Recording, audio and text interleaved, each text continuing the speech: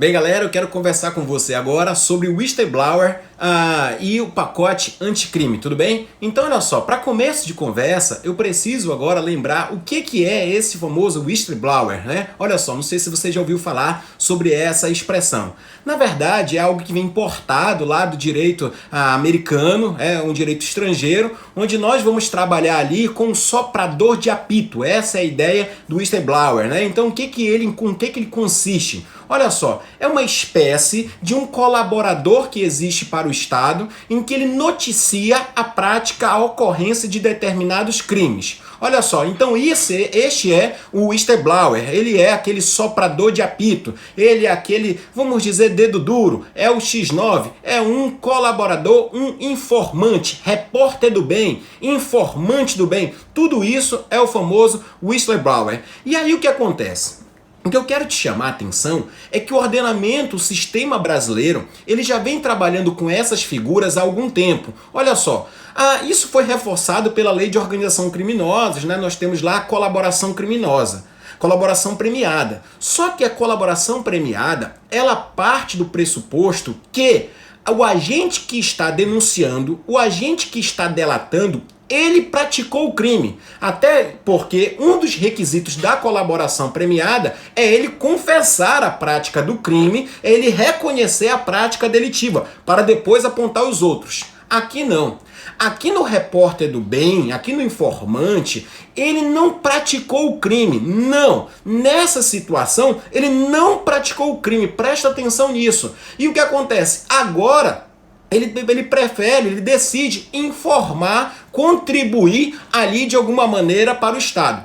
Gente, nós temos que observar uma ponta crítica sobre isso. Qual é? Há dois pontos que devem ser levados em consideração antes de nós irmos aos termos. Primeiro, é o seguinte, nós observamos que o Estado aqui ele reconhece que ele não tem a capacidade, não tem ainda a inteligência para descobrir os crimes sozinhos. Então ele precisa da ajuda, seja do criminoso em algum momento, lá na colaboração premiada, e seja do particular. Tudo bem, nós podemos também reconhecer, claro, que isso é uma realidade que nós temos, uma vez que há uma certa velocidade no crime em que o Estado não conhece, não consegue muitas vezes acompanhar. Tudo bem até aqui, essas são duas pontuações que são necessárias para que nós possamos fazer o nosso estudo. Beleza. O que é que a Lei 13.608, Lei 13.608, lá de 2018, que é a lei do Disque Denúncia, etc. Ela estabeleceu que esse informante do bem, esse repórter do bem, ele poderia receber recompensas. E receber recompensas, presta atenção nisso, inclusive com valores em espécie. Tudo bem? Então, ali foi estabelecida a possibilidade do repórter do bem, do whistleblower, e foi também possibilitada que a recompensa fosse em valores. Tudo bem. Terceiro, por que eu quero falar sobre isso? Porque ainda agora eu falei sobre denúncia anônima. E aqui, gente, não é que a denúncia é anônima. É que ele vai informar, mas a identidade dele ficará em sigilo. Então é observado o artigo 5º, inciso 4 da Constituição. Ele informa e isso fica guardadinho. Tudo bem. Agora a identidade dele, etc. Só que o que aconteceu? A Lei 13.964 agora, de 2019, lá a Lei Anticrime, ela trouxe uma organização melhor para isso. Então nós podemos pontuar e fazer até um caderno sobre isso que veio a partir dessa lei. Então olha só, para quais crimes, olha só, qual é a abrangência do whistleblower? Olha só, muito interessante. A lei diz que, olha só, a lei diz que serão contra crimes contra a administração pública. 2. Contra ilícitos administrativos. 3. Ou contra qualquer ação ou omissão lesiva ao interesse público. Tudo bem? Então olha só, nós temos agora uma situação diferente. Nós temos agora uma situação em que nós não temos nenhum tipo de situação relacionada ao quê? A limitação de crimes. Porque olha a abrangência, começa crimes contra a administração pública. Depois, ilícitos administrativos, mas ele abre. Ou quaisquer atos ou ações lesivas ao interesse público. Então me parece aqui que é possível em qualquer crime a utilização do whistleblower, tudo bem? Segundo, qual é o órgão responsável? Para quem o informante tem que se dirigir? Aqui nessa lei também é estabelecida as figuras chamadas de unidades de correição ou unidades de ouvidoria. Unidades de correição ou unidades de ouvidoria. Então, olha só, o que é isso? É a União, os estados, então olha só, o Distrito Federal, os municípios, o que eles têm que fazer? Eles podem, segundo essa lei, fundações públicas, admissão direta, indireta, eles podem aqui estabelecer, perceba, essas figuras chamadas unidades de correição ou ouvidorias, né? Unidades de ouvidoria, tudo bem? Então esse é o órgão responsável. Terceiro, quem é o informante? Chegou-se a pensar que o informante seria só alguém que trabalhasse na instituição, porque geralmente é ele. Geralmente é alguém que sabe do que está acontecendo, ali tem uma informação privilegiada do crime que está acontecendo, mas ele não quer ser identificado com medo de retaliação. Mas a lei abriu e disse que qualquer pessoa que tiver acesso às informações poderá delatar. Então esse é o terceiro caso.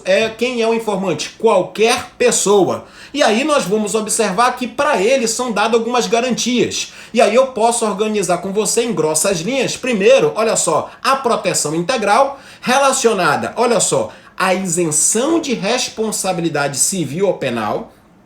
Isenção de responsabilidade civil ou penal, agora presta atenção nisso, porque essa isenção aqui da responsabilidade civil ou penal, ela tem uma exceção, que diz que se ele tiver apresentado de modo consciente, informações ou provas falsas. Você sabe, gente, que o denuncismo também existe. Você sabe que em épocas de redes sociais, em épocas de anonimatos, nós temos muito fake, né? Fake news, denuncismo, oportunismo. Então, olha só, para ali destruir a imagem de uma pessoa. Tem até uma série no Netflix que é Condenados pela Mídia. Depois, se você quiser dar uma assistida lá. Então, olha só. Também, então, o que nós podemos perceber? Que há muito de lawfare, muito de quê? De utilização de mídia, de controles, de jogar aí para verificar o barulho e depois a pessoa conseguir resgatar sua imagem, não tem como. Então, cuidado, que nesse caso haverá responsabilidade civil e penal. Terceira proteção integral, isenção de responsabilidade civil e penal, mas cuidado que se ela de modo consciente informar questões falsas, será responsabilizada. Terceiro, preservação de sua identidade. Agora aqui eu quero falar um pouquinho com você.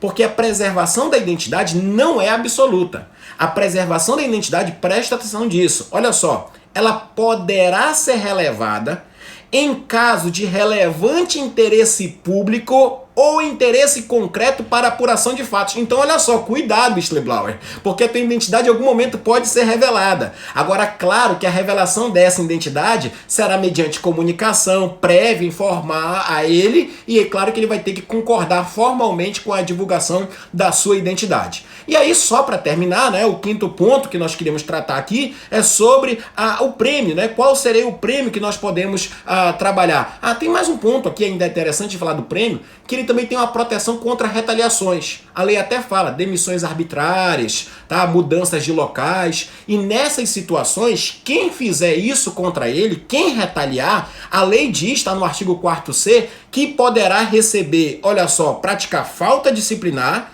e ainda demissão a bem do serviço público. Então, olha só, falta de disciplinar e a consequência era demissão a bem do serviço público. Aqui não fala nada em crime, tudo bem? E aí nós podemos agora sim falar do prêmio. Olha só, o prêmio eu já falei, é em valores, só que agora começou a mudar. Por quê? Porque agora com a lei 13.964, esses bens, esses valores em espécie, não é um trocadinho não, R$100, R$200, R$300, não, gente. Olha só, olha o que o Estado agora abriu de oportunidade. Ele começa agora a estabelecer o seguinte, que ele receberá em dobro por eventuais danos materiais causados ou por omissões praticadas, sem prejuízo de danos morais. Sem prejuízo de danos morais. Isso está na lei. Então ele tem valores em espécie, ele tem direito a essa recompensa, o dobro do que ele perder materialmente, ainda pode ter danos morais e olha só, se for recuperado valores para a administração pública, pode ser fixado para ele até 5% do valor recuperado. 5% do valor recuperado. É dinheiro. Então, olha só, é dinheiro. Você sabe que a gente tá trabalhando com milhões aí. Então, já pode ser um meio de vida, ser dedo duro, ser X9, né? Então, olha só, eu quero te falar que esse percentual você pode até achar um pouco assim, né, alto. Mas nos Estados Unidos, isso já chega até 30%, quando ele sozinho faz a investigação e traz informações para o Estado. Se ele decide cooperar com o Estado, chega ali em torno de 15% até 25%. Então já é um valor aqui no Brasil ainda, que não posso nos assustar, mas já que começa a ser tratado. Gente, tem muita coisa que você deve, né, ficar ligado por uma prova objetiva. A abrangência, qual é o órgão que é feita a denúncia, a que ente pertence, olha só, muita coisa aqui, qual é o prêmio, quais são as proteções do whistleblower, né? Então olha só, isso está desde 2018 no nosso ordenamento jurídico, só que agora passou por uma reforma muito grande, muito detalhada, a partir da Lei 13.964 de 2019. Eu vou fazer um texto, vou organizá-lo, e aí daqui para amanhã a gente coloca também lá no blog, nelonunes.com, para você ficar ligado nisso, tudo bem? Valeu galera, grande abraço, valeu, bom domingo aí.